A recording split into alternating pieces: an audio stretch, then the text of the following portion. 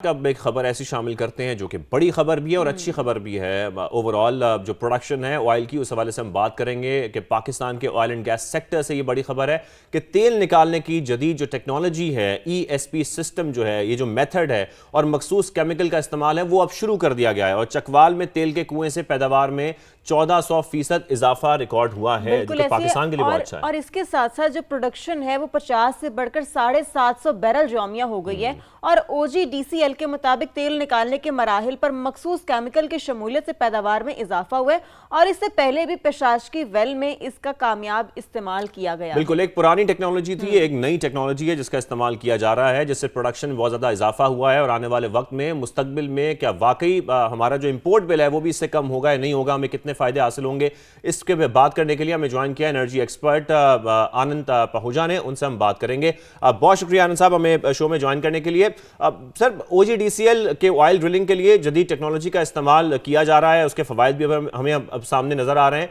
ये ESP system और जो मखसूस केमिकल का इस्तेमाल है, ये चकवाल की ऑयल फील्ड से प्रोडक्शन में इसने इजाफा करवाया, वो 1400% इजाफा हुआ है। हम ये कह सकते हैं कि अगर इस टेक्नोलॉजी का इस्तेमाल बड़े पैमाने पर किया जाए तो इससे मुल्क को एक बड़े पैमाने पर, जारी बात है, फिर फायदा भी होगा। बेसिकली होता है कि हमेशा जब भी कोई डिस्कवरी या कोई वेल मैच्योर हो जाता है तो उसका प्रेशर भी कम हो जाता है, प्रोडक्शन फ्लोज वहां से ग्रेजुअली कम होना स्टार्ट हो जाते हैं। तो हमेशा जो ऑयल एंड गैस कंपनीज है वो वेल वर्कओवर्स करती है, वर्कओवर एक्टिविटीज करती है, ताकि जो आउटपुट वहां पे बचा हुआ है, जो प्रेशर जितना एनहांस कर सकते हैं तो वो एनहांस करे, तो ये उसका पार्ट है। सो वो बेसिकली इस वजह से वो केमिकल्स कुछ वेल में इंजेक्ट करते हैं एंड देन पंप्स के थ्रू प्रेशर एनहांस करके वो प्रोडक्शन की कैपेसिटी, प्रोडक्शन वहां से आउटपुट बढ़ा देते हैं। तो ये जो था लो बेस की वजह से 1400% का इंक्रीज लग रहा है, जो कि 50 बैरल से 750 बैरल तक आ गया है। तो ये ऑब्वियसली हर कंपनी करती है, बट मोस्टली अभी फिलहाल OGDC ने ये लार्ज स्केल पे अडॉप्ट किया है। और ऑब्वियसली ये जितना आपकी फील्ड मैच्योर होंगी और ये मजीद बढ़ेगा तो आपका आउटपुट ये मेंटेन करेगा इन्हीं लेवल्स पे। अच्छा, यहाँ पर ना अब सवाल ये कि हम ये भी जानना चाहेंगे आपसे कि ये नई टेक्नोलॉजी है क्या? इसमें एक जो पुरानी टेक्नोलॉजी का इस्तेमाल हो रहा था उसमें और इस नई टेक्नोलॉजी में फ़र्क क्या है, और इस टेक्नोलॉजी के इस्तेमाल का इजाफी कॉस्ट क्या है?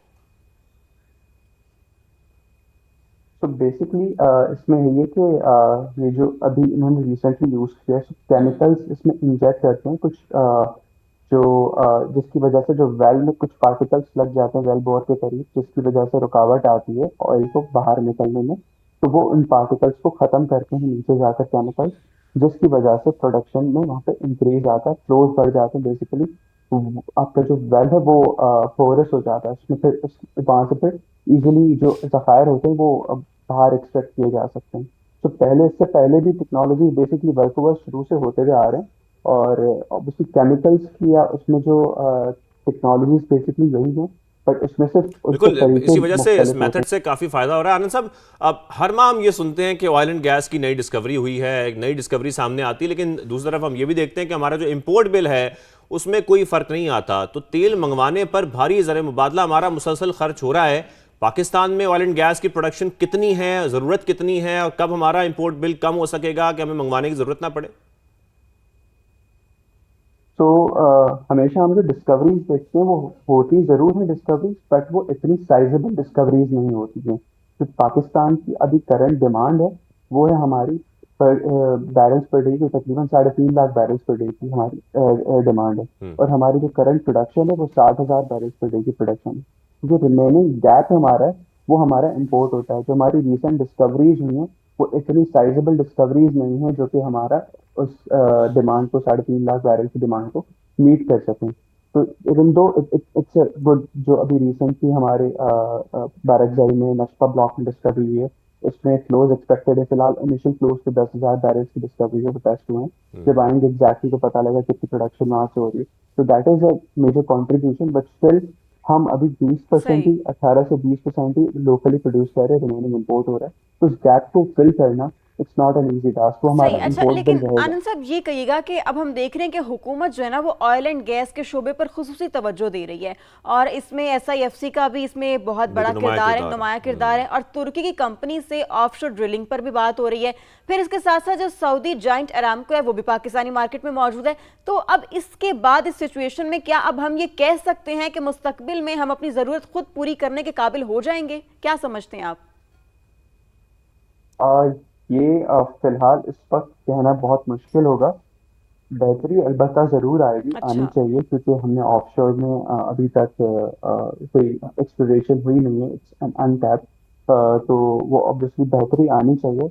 And companies are very active, international investors का भी, इंटरनेशनल कंपनीज का भी इंटरेस्ट जरूर है ऑफशोर ड्रिलिंग में। अभी ब्लॉक ऑप्शन जो हुआ था उसमें हमने देखा था पार्टिसिपेशन थी, बट उसमें कि पूरा अभी कहना मुश्किल है, क्योंकि हमेशा जो एक्टिविटीज होती हैं, एक्सप्लोरेशन एक्टिविटीज, वो बड़ी अनसर्टेन होती है और रिस्की होती हैं। तो उनकी एग्जीक्यूशन का रिस्क और उसको ऑनलाइन आने में काफ़ी टाइम लग जाता है। तो इस वक्त ये कहना कि हमारी पूरी ज़रूरियात लोकली प्रोडक्शन से पूरी होंगी, ये मुश्किल होगा, बट बेहतरी ज़रूर आएगी, बेहतरी आनी चाहिए उसमें। और आनंद साहब, पाकिस्तान में कुछ मकामात पर जो शेल गैस और तेल की मौजूदगी के शवाहिद हैं वो भी मिले हैं। अमरीकी इदारों की जो स्टडी है उसके मुताबिक यही बताया जा रहा है कि पाकिस्तान में हज़ारों ट्रिलियन क्यूबिक फुट जो शेल गैस है वो उसके वसी ज़खायर हो सकते हैं। हम रिवायती तेल और गैस पर तो तवज्जो दे रहे हैं, लेकिन इस गैस पर और तेल पर तवज्जो अब क्यों नहीं दी जा रही हमारी जानिब से? तो शेल गैस या शेल रिजर्वायर को एक्सट्रैक्ट करने के लिए तो एक्सपर्टीज चाहिए होती है, एक्सपर्टीज भी हमारे पास नहीं है। उसके अलावा रिसोर्सेज भी चाहिए होते हैं और रिस्की होता है। ये तीन चार वजूहत है जिसकी वजह से फिलहाल फोकस नहीं है।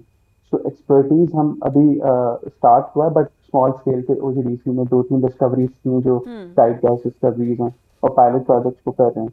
बट उसके अलावा आपको उसमें पानी ज़्यादा चाहिए होता है, जो कि पाकिस्तान के पास पानी की शॉर्टेज है। उसके साथ साथ वो रिस्की होते हैं, आपकी इन्वेस्टमेंट्स बहुत बढ़ जाती हैं उसमें। अगर वो पॉजिटिव रिजल्ट उसके नहीं निकलते हैं तो फिर आपका एक सिग्निफिकेंट लॉसेस भी आते हैं, जो कि फिलहाल हमारी कंपनीज जो लोकल EMPs हैं उनकी इतनी कैपेसिटी नहीं कि वो इतने लॉसेस बियर करें। और बाकी इसके अलावा एक वो चीज़ है कि फिलहाल उनके सामने सामने टारगेट्स हैं, ईजी टारगेट्स हैं, जो कि ऑन शोर नहीं है। तो इसलिए या जो आपके कन्वेंशनल रिजर्वायर्स में, तो वो इजी टारगेट्स को अभी फिलहाल टारगेट कर रहे हैं rather than focusing on shell gas.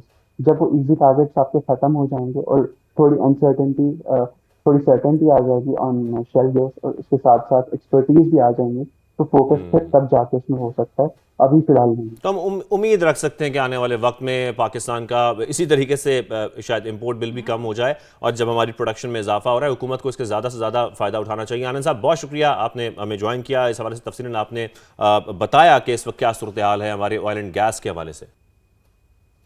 तो शेल गैस या शेल रिजर्वायर को एक्सट्रैक्ट करने के लिए तो एक्सपर्टीज चाहिए होती है, एक्सपर्टीज भी हमारे पास नहीं है। उसके अलावा रिसोर्सेज भी चाहिए होते हैं और रिस्की होता है। ये तीन चार वजूहत है जिसकी वजह से फिलहाल फोकस नहीं है। सो एक्सपर्टीज हम अभी स्टार्ट हुआ है, बट स्मॉल स्केल पे OGDC में 2-3 डिस्कवरीज की जो टाइट गैस डिस्कवरीज हैं और पायलट प्रोजेक्ट्स को कर रहे हैं।